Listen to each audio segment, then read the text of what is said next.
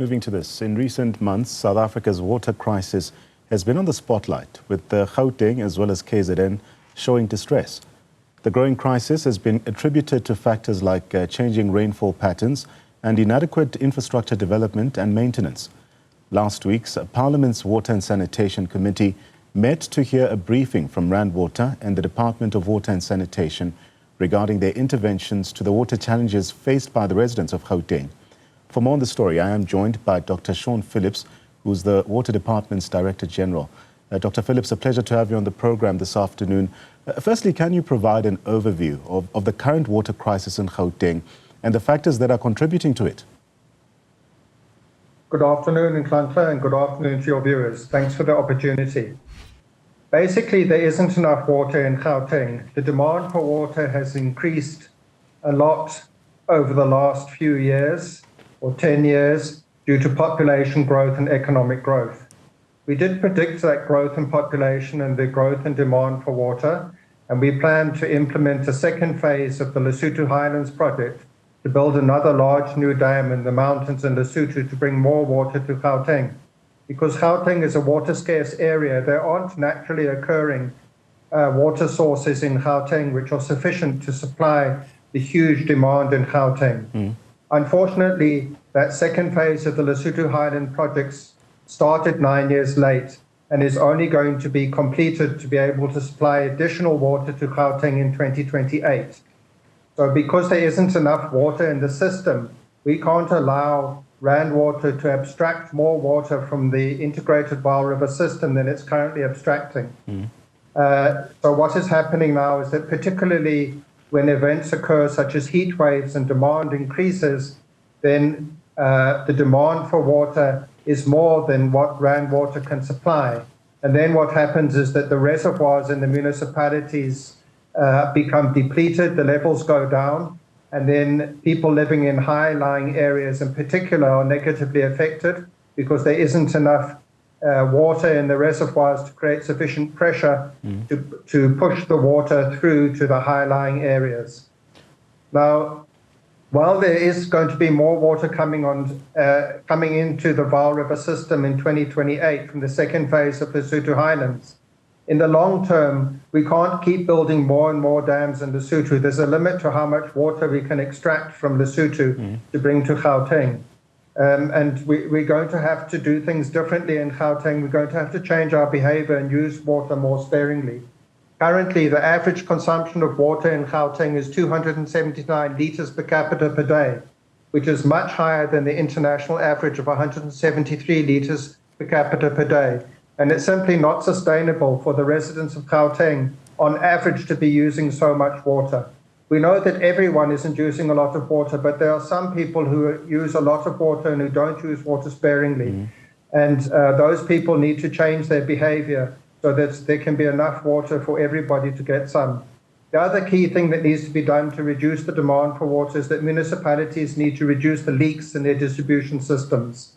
So if we can reduce the leaks in the municipal distribution systems, and if we can moderately reduce the average consumption per day of people living in Gauteng, then we can last through until 2028 without further water supply disruptions.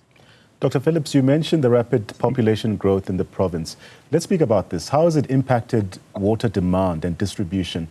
And what steps are being taken to manage this increase?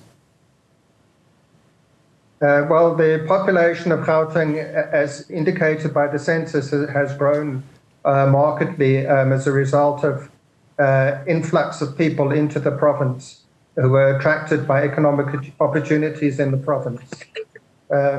So as I indicated, we did anticipate this increase in demand. As you can imagine, if there's more people in the province, there's more need for water. We did anticipate that, and the main big project that we put in place to increase the supply of water in Gauteng is this second phase of the Lesotho Highlands Project. But as I indicated, that project is only going to bring more water into the Vaal River system in 2028. So there's other things that we need to do in the meantime as well, primarily around increasing demand through reducing leaks and getting people to use water more sparingly. So the issue of non-revenue water has also been highlighted significantly. What are the primary causes for this, and how can municipalities effectively reduce this figure? Non-revenue water has several components. Part of it is water lost through leaks, which is what I was talking about. If we can fix the leaks quickly and reduce the amount of water lost through leaks, then there'll be more water to go around to supply everybody, and we won't have these severe water shortages that we've been having. Another cause of non-revenue water is illegal connections. In some areas of the province, quite a lot of water is lost through people making illegal connections to the water network and siphoning off water which they don't pay for. And then the third main cause of non-revenue water is weak billing and revenue collection systems and meters not working properly in municipal distribution systems.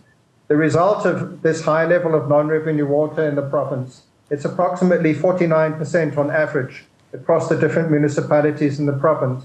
The result of that is that municipalities don't have enough money to properly maintain their water distribution systems. So they get into a downward spiral where they don't get enough revenue to do the maintenance. And because of a lack of maintenance, you get more leaks, and then they get less revenue. So we need to get the municipalities out of this downward spiral. They need to budget sufficiently to fix the leaks and increase the revenue, and then get on an upward curve where they are increasing their revenue, reducing the non-revenue water, and doing more maintenance. Let's speak about the efforts currently in place. What collaborative efforts are being made between the Department of Water and Sanitation as well as Gauteng municipalities to tackle the water crisis? There are quite a few initiatives that we're doing jointly. The first thing is that on a daily basis, our officials, RAN Water, and the officials of the municipalities meet to assess the system, to look at if there's possible ways of reducing shortages, for example, by moving water where there's more than enough water in some areas to water where there's a shortage in other areas. In addition to that, we have a water partnerships office that we've established to support the municipalities to put in place partnerships with the private sector.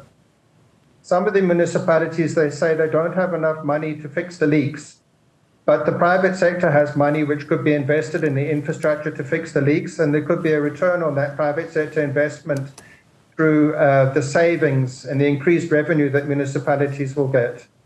And then thirdly, we've put in place an initiative together with RAN Water and the municipalities for the platform for Water Secure Gauteng, which we're implementing in conjunction with civil society leaders and business leaders in the province. It's an independent platform that we've established to put in place a major awareness and communications program in the province to inform people of what are the causes of the water supply disruptions in the province, what's being done about it, and what else needs to be done about it, particularly the need to use water more sparingly. Let's elaborate more on that. How important is public awareness and consumer behavior in really addressing this water shortage? And what initiatives are being taken to really promote water conservation among residents? It is critically important.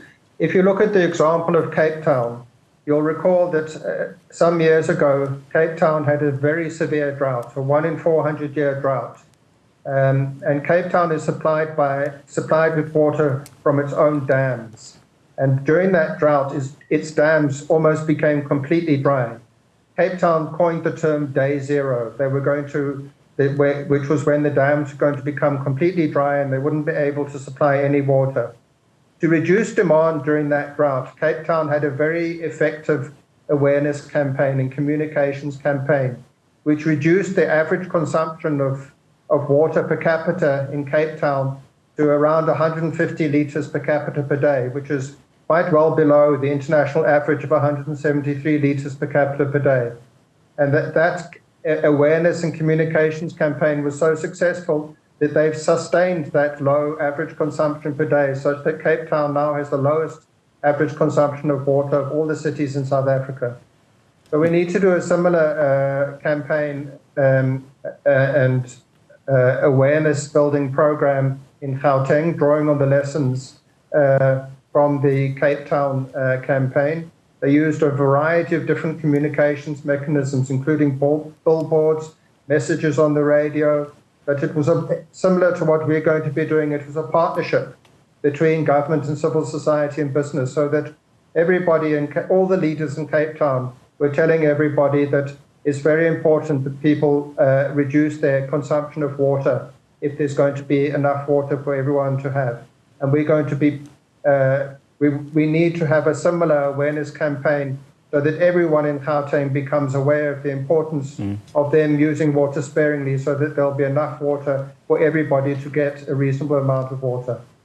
Dr. Phillips, let's get your final thoughts, and also looking ahead, what are your long-term strategies for really ensuring sustainable water supply, but also management here in the province? Well, in the long term, as I indicated, we can't keep building more and more dams in Lesotho, and to bring water to Gauteng from other sources and other possible sources, to bring water from the Drakensberg Mountains in KwaZulu-Natal and to pump it up here to Gauteng, which is going to be very expensive. So there are limits to which we can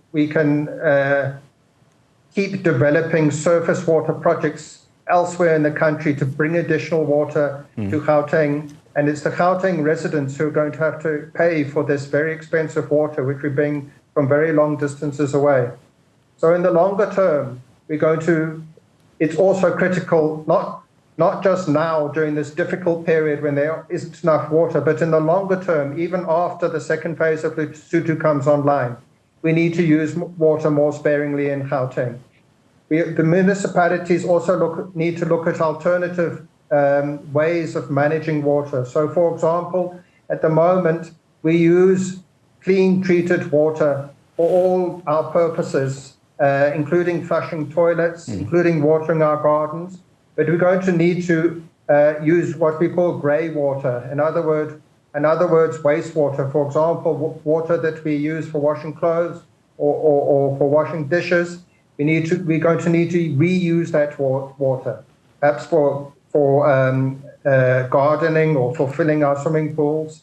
And there's also opportunities for industries which currently use clean treated water for industrial use, to use that grey water from the wastewater treatment works, to reuse it, so that we can have more of a closed cycle type of water system, so that we don't need to keep trying to bring in more water into Gauteng.